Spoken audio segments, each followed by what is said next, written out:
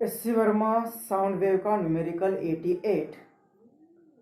A small source of sound S of frequency 500 Hz is attached to the end of the light string and is wheeled in a vertical circle of radius 1.6 meter. The string just remains tight when the source is at the highest point. A और B question करना है तो एक question है an observer is located in the same plane at large distance and at the same height as the center of the circle. The speed of the sound in air is 330 meter per second and G की value लेनी है 10 metre पर second square. तो क्या find करना है? Find the maximum frequency heard by the observer. तो इस क्वेश्चन में एक सोर्स सर्कुलर मोशन परफॉर्म कर रहा है और एक वर्टिकल सर्कुलर मोशन परफॉर्म कर रहा है जिसकी रेडियस होगी 1.6 मीटर. और ये सोर्स अगर क्वेश्चन में ही हमें ये फिगर दी है तो इसकी डायरेक्शन भी दी हुई है, एंटी क्लॉकवाइज डायरेक्शन में सर्कुलेट हो रहा है. और एक ऑब्जर्वर कहाँ पे सिचुएटेड है? इस सर्कल का जो सेंटर आएगा उसी हाइट पर ये ऑब्जर्वर भी होगा. अब ये जो सोर्स है उसकी फ्रीक्वेंसी 500 हर्ट्ज होगी और वेलोसिटी ऑफ द साउंड 330, जी की वैल्यू इतनी लेनी है. अब इसे जब एक टाइट स्ट्रिंग से कनेक्ट किया हुआ है और उसे व्हील किया है इस तरह से, और जितने जो फास्ट हम उसे मूव करेंगे उतना स्ट्रिंग पर टेंशन ज़्यादा आएगा क्योंकि वेलोसिटी ज़्यादा है तो बाहर की डायरेक्शन में सेंट्रीफ्यूगल फोर्स भी ज़्यादा होता है तो ये टाइट होती है. लेकिन क्वेश्चन में कहा है कि स्ट्रिंग इज जस्ट टाइट, मतलब स्ट्रिंग ज़्यादा टाइट नहीं है, मतलब ज़्यादा भी वेलोसिटी नहीं. कितनी वेलोसिटी है? तो जो कि ज़रूरत होती है यहाँ पे सर्कुलर मोशन परफॉर्म करने के लिए. मतलब स्ट्रिंग सिर्फ सपोर्ट का, यहाँ पे जो भी सोर्स होगा इस सोर्स को कनेक्ट करने के लिए स्ट्रिंग का यूज हो रहा है. यहाँ पे ज़्यादा वेलोसिटी नहीं है, मतलब स्ट्रिंग पर ज़्यादा टेंशन नहीं, मतलब यहाँ पे टेंशन स्ट्रिंग पर 0 है. वही कहाँ पे टॉप पे आ जाएगा. तो यहाँ पे इस स्ट्रिंग पर जो टेंशन होगा डाउनवर्ड डायरेक्शन में वो टेंशन नहीं लेना है क्योंकि ये सर्कुलर मोशन परफॉर्म करते तो बाहर की डायरेक्शन में mv²/r, डाउनवर्ड डायरेक्शन में mg फोर्स होता है तो ये एपीडी बनाते हैं mv²r is equal to downward वाले फोर्स t प्लस mg, लेकिन t हमें 0 लेना है तो ये m कैंसिल तो v² is equal to r यहाँ पे मल्टीप्लाई होगा तो v is equal to √rg, मतलब टॉप पर इतना स्पीड होना चाहिए. तो ये सब सर्कुलर मोशन की बातें है. यहाँ पे होता है तो ये होता है √3rg, यहाँ पे होता है √5rg और यहाँ पे फिर √3rg. तो इस तरह से अलग अलग स्पीड होता है अलग अलग पोजीशन पर. अब ये इसलिए ये वर्ड इंपॉर्टेंट कि string is just tight. String is just tight का मतलब कि यहाँ पे टेंशन नहीं है. स्ट्रिंग का यूज सिर्फ यहाँ पे स्ट्रिंग सोर्स को सपोर्ट दे रहा है और सर्कुलर मोशन परफॉर्म करने के लिए है. अब हमारा क्वेश्चन है कि फाइंड मैक्सिमम फ्रीक्वेंसी. अब फ्रीक्वेंसी मैक्सिमम कब होगी? तो पहले तो ये ऑब्जर्वर ये सोर्स मोशन में है और ये स्टेशनरी है, मतलब यहाँ पे रिलेटिव मोशन है, मतलब अपेरेंट फ्रीक्वेंसी आएगी. और अपेरेंट फ्रीक्वेंसी के लिए हम ये फॉर्मूला यूज करने वाले हैं v plus minus v0 divided by v plus minus source की वेलोसिटी इनटू फ्रीक्वेंसी. ये स्टैंडर्ड फॉर्मूला, इसका यूज करना है.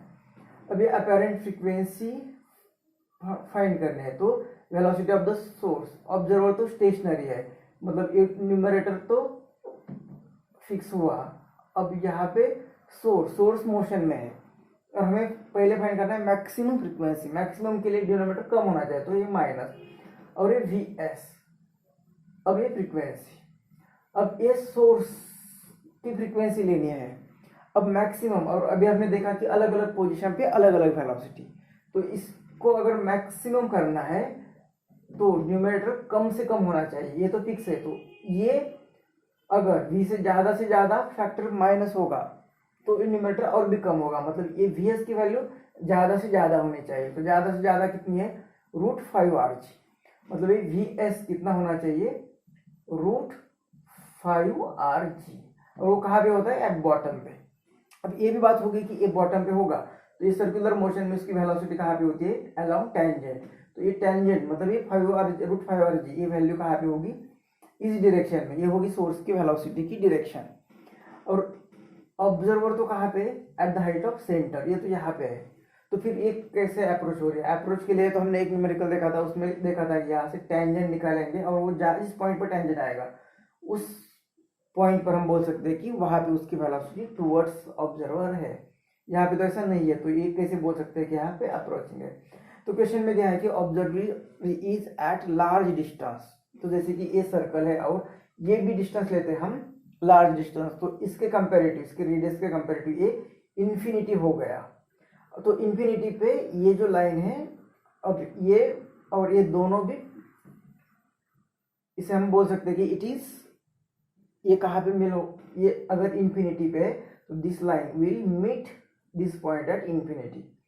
तो ये डिस्टेंस बहुत लार्ज है, इसका मतलब हम इसे बोल सकते हैं कि ये दो लाइन जो पैरेलल भी होगी तो एट इन्फिनिटी, मतलब इसकी रेडियस कम है तो at infinity this parallel lines meet, मतलब ये कहाँ पे होगा, इसकी तरफ आ रहा है, मतलब ये अप्रोचिंग कंडीशन हम इसके लिए ले सकते हैं। तो इसके लिए हमें वर्ड दिया हुआ है कि observer is at large distance, तो हम यहाँ पे बोल सकते हैं कि अप्रोचिंग। तो अप्रोचिंग की कंडीशन में ये माइनस हमने यहाँ पे लिख दिया और ये फीएस की वैल्यू √5 आ रही है, तो ये फाइंड करनी है।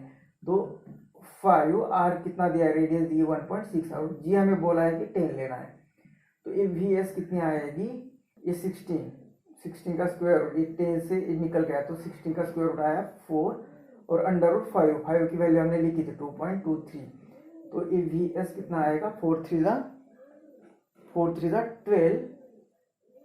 1 8 और ये 9 और ये 8.92, मतलब ये 9 लगभग वेलोसिटी कितनी है सोर्स की, अप्रोक्स 9 मीटर पर सेकेंड। तो ये वेलोसिटी यहाँ पे पुट कर देंगे तो हमें मिलेगा मैक्सिमम फ्रीक्वेंसी, ये v सोर्स की वेलोसिटी कितनी है 330, तो ये यहाँ पे पुट कर दे 330 डिवाइडेड बाय 330 माइनस 9 और ये फ्रीक्वेंसी इधर कितनी म्यू दिया है 500, तो ये 500, तो ये कितनी आएगी 330, 9 चले गए तो ये 321 और ये 500, तो ये 3 से पहले डिवाइड करेंगे तो 3 ये इतना आएगा और 3 से डिवाइड 3 1 जा 0 3 7 जा, तो 110 को 107 से डिवाइड करना है।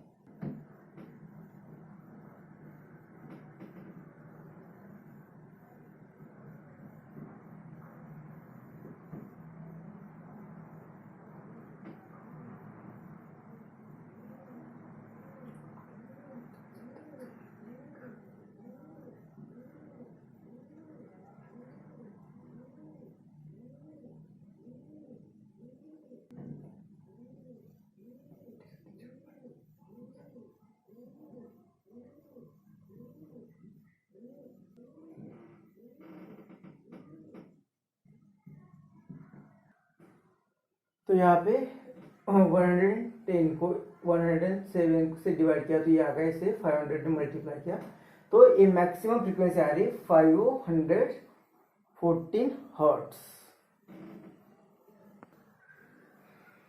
बी पार्ट में हमें कहा है कि an observer is situated at large distance vertically above the centre of the circle, find the frequency heard by the observer corresponding to the sound emitted by source when it is at same height as the center। तो इस B part में अब observer कहाँ पे है, तो above the centre, centre के ऊपर होगा, सेंटर से ज्वाइन करने वाले सेंटर से ऊपर होगा और एट लार्ज डिस्टेंस, ये यहाँ पे भी एट लार्ज डिस्टेंस, और सोर्स कहाँ पे है तब हमें फ्रीक्वेंसी फाइंड करनी है।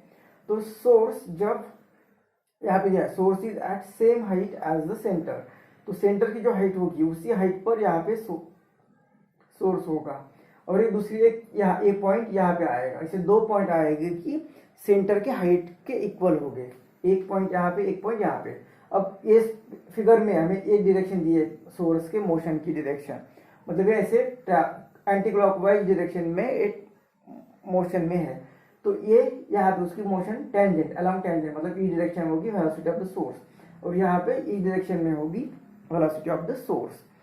तो इस केस में हम बोल सकते हैं कि यहाँ पे it is approaching towards the observer, क्योंकि ये लाइन और ये लाइन एक्चुअली पैरेलल है, लेकिन एट लार्ज डिस्टेंस हम बोल सकते हैं कि ये यहाँ पे मीट होगा, तो ये इसकी motion approaching towards the observer. तो उस केस में उसकी फ्रीक्वेंसी कितनी आएगी, ये हमें बोला है कि दोनों टाइम पर फ्रीक्वेंसी फाइंड करो। तो ये फ्रीक्वेंसी ज़्यादा आएगी, एक कम आएगी, क्योंकि रिसेडिंग और ये अप्रोचिंग वाली केस होगी। ऑब्जर्वर और ये v plus minus V S और ये फ्रीक्वेंसी, तो ये फ्रीक्वेंसी कितनी आएगी वेलोसिटी, और ऑब्जर्वर तो रेस्ट में है, तो डायरेक्ट अभी वैल्यू पुट करेंगे। तो v की value velocity of the sound, उसकी वैल्यू 330 डिवाइडेड बाय ये ऑब्जर्वर अभी रेस्ट में है, और ये 330 और सोर्स अभी अप्रोचिंग मतलब फ्रीक्वेंसी बढ़ने वाली मतलब ये माइनस, और वेलोसिटी ऑफ द सोर्स कितनी लेनी है हमें। तो यहाँ पे सर्कुलर मोशन में वर्टिकल सर्कुलर मोशन जो पड़ा है, जैसे कि यहाँ पे √rg √5rg, और यहाँ पे होती है √3rg, और यहाँ पे भी होती है √3rg। तो हमें ये जो वेलोसिटी होगी वो √3rg होगी, √3rg, और ये म्यू। तो हमें पहले vs जो सोर्स की वेलोसिटी होगी 3rg वो फाइंड करनी है। तो इसमें वैल्यू पुट करना है, तो ये 3r रेडियस कितनी दी है 1.6, और g की वैल्यू 10 लेनी है। तो ये 10 से मल्टीप्लाई किया तो ये 16 होगा, बाहर आकर 4, और √3 की वैल्यू कितनी होती है 1.732। तो ये vs 4 to the 8 4 3 the 12, और ये 2 और ये 4 5 6 3 मतलब ये 7 vs लगभग आ रहा है अप्रोक्स 7 मीटर पर सेकेंड। तो ये वैल्यू यहाँ पे पुट करेंगे।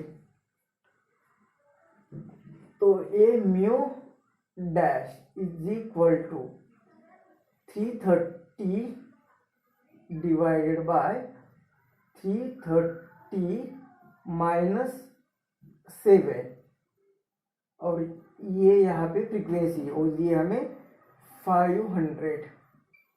तो ये फ्रीक्वेंसी कितनी आएगी 330, इसमें से 7 चले गए तो 300।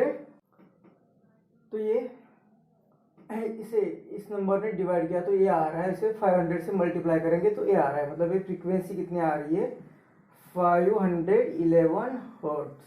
तो इतनी फ्रीक्वेंसी आ रही है व्हेन दिस सोर्स यहाँ पे होगा और अप्रोचिंग टुवर्ड्स द ऑब्जर्वर। और जब यहाँ पे होगा तो ये दूर जा रहा है मतलब वो रिसेडिंग है, मतलब फ्रीक्वेंसी कम होने वाली है। तो डिनोमिनेटर में हमें ऑब्जर्वर तो रेस्ट में है, सिर्फ यहाँ पे चेंज क्या होना होगा, ये तो ऑब्जर्वर रेस्ट में है, सिर्फ यहाँ पे प्लस आने वाला है। तो और इसकी वैल्यू भी फाइंड किए 7, मतलब ये सिर्फ अब दूसरी फ्रीक्वेंसी जो होगी यहाँ पे जो फॉर्मूला बनेगा 330 डिवाइड बाय 330, और ये प्लस होने वाला है 330 प्लस 7, और ये 500। सिर्फ इसमें -7 जो क्या है वो +7 होने वाला है, क्योंकि फ्रीक्वेंसी कम होगी तो डिनोमिनेटर हमें बढ़ाना है। तो ये mu dash double dash is equal to 330 को डिवाइड करना है 337 से और 500 से मल्टीप्लाई करना है। तो ये कैलकुलेशन बाकी है। तो इस नंबर को यहाँ से डिवाइड कर दिया तो ये आ रहा है। अब इस नंबर को 500 से मल्टीप्लाई कर दिया तो ये आ रहा है यहाँ पे डेसिमल। तो ये फ्रीक्वेंसी आ रही है 490 हर्ट्ज।